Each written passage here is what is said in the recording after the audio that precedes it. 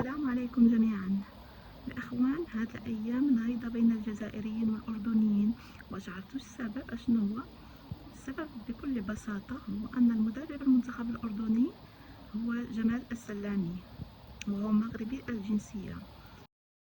كيف ما كتعرفوا أن الجزائريين يحشرون أنفهم كل ما سمعوا اسم المغرب، في أي بلاصة سمعوا اسم المغرب لازم يتدخلوا. لذلك فهم قايمين بحملات استفزازية، وهذا الشيء كيفكرنا بالموقع في كأس إفريقيا 2025.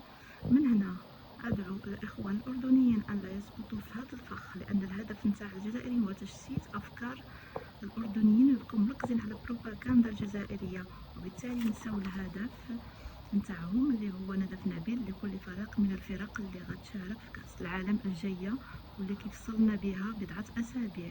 والغريب في الأمر أن هذه الاستفزازات لم تقتصر على مشجعين الجزائريين، بل حتى أن المدرب الجزائري قال كلاما غير منطقي. نستمع للفيديو واعطونا رأيكم في التعاليق.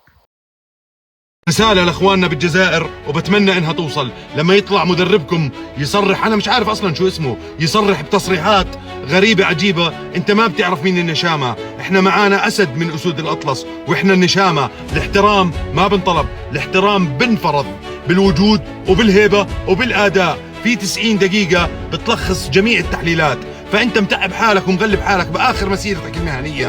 فمن هسه صف على اليمين وحط لك كرسي واقعد عليه.